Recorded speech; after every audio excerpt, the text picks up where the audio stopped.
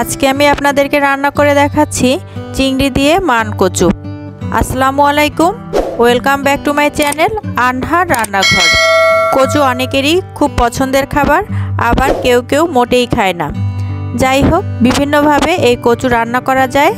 আজকে আমি চিংড়ি মাছ দিয়ে কিভাবে কচু রান্না করা হয় সেই রেসিপিটি আপনাদের সাথে শেয়ার করছি।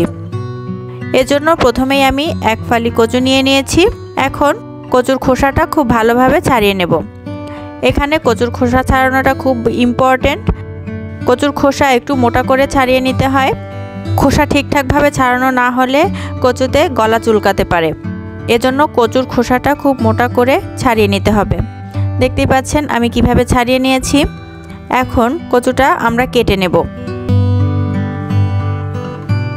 কচুটা কাটার সময় খেয়াল রাখবেন যাতে সবগুলো সাইজ একই রকম হয়, তাহলে খুব ভালোভাবে সিদ্ধ হবে। কচু কাটার সময় কোনোটা যদি একটু মোটা আবার কোনোটা পাতলা হয়, সেক্ষেত্রে একটা খুব ভালোভাবে সিদ্ধ হবে আর কিছু শক্ত থেকে যাবে। এজন্য তরকারির সাইজ সব সময় একই রকম কাটলে রান্নাটাও কিন্তু সুন্দর হয়। এই যে এভাবে করে আমি সব কচুগুলো কেটে নিয়েছি। এখন এই কচুগুলো আমি একটা পাত্রে নিয়ে নিলাম। এখন গরম পানি দিয়ে কচুগুলো আমি ধুয়ে নেব।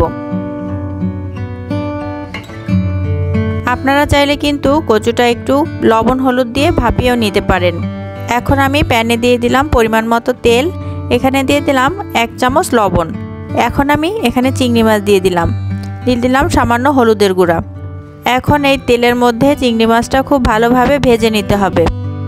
ভালোভাবে ভাজা হয়ে গেছে। এখানে আমি দিয়ে দিচ্ছি 2 টেবিল চামচ পেঁয়াজ বাটা, 1 টেবিল চামচ দিয়ে দিচ্ছি রসুন বাটা এবং 1 চা চামচ আদা বাটা। এখন আমি তেলের সাথে ভালোভাবে মশলাগুলো একটু কষিয়ে নিচ্ছি। এখন আমি দিয়ে দিচ্ছি 2 টুকরা দারচিনি, 1টা তেজপাতা এবং 3-4টা এলাচ। দিয়ে দিলাম সামান্য হলুদের গুঁড়া এবং 1 চা চামচ মরিচের গুঁড়া। এখন এই সব মশলাগুলো আমি তেলের সাথে খুব ভালোভাবে কষিয়ে নেব। তেলের সাথে ভালোভাবে কষানো হয়ে গেলে এখানে আমি আরেকটু পানি দিয়ে দিলাম। পানির সাথে মশলাটা ভালোভাবে কষিয়ে নিতে হবে যাতে মশলার কোনো কাঁচা গন্ধ না থাকে। এখন এখানে আমি কচুগুলো দিয়ে দিলাম। কচুগুলো মশলার সাথে খুব ভালোভাবে কষাতে হবে। যেসব কচু রোদ্রে হয় সেগুলোতে গলা চুলকানোর কোনো সম্ভাবনা থাকে না। এটা আমাদের নিজেদের ক্ষেতের কচু, এজন্য আমি এখানে কচুটা ভাপিয়ে নেইনি। আপনারা চাইলে যেগুলো বাজার থেকে কেনা কচু সেগুলো একটু লবণ হলুদ দিয়ে ভাপিয়ে পানিটা ফেলে নিতে পারেন। কচু ভালোভাবে কষানো হয়ে গেছে। এখন আমি পরিমাণ মতো পানি দিয়ে দিলাম।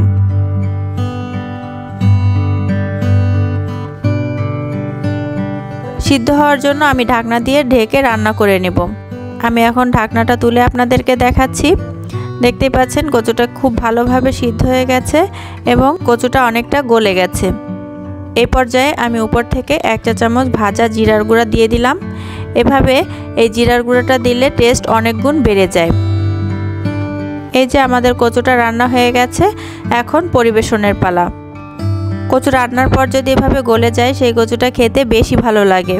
যে কচুগুলো ভালো সেগুলো এমনিতেই কিছুক্ষণ পর গলে যায়, আর যদি কচুটা ভালো না হয় তাহলে অনেক জাল করার পরও কচুটা কিন্তু গলবে না। আপনারা কিভাবে কচুর তরকারি খান সেই রেসিপিটিও চাইলে ইনবক্সে আমার সাথে শেয়ার করতে পারেন। আজকের রেসিপিটি আপনাদের কাছে কেমন লাগলো অবশ্যই কমেন্টস করে জানাবেন।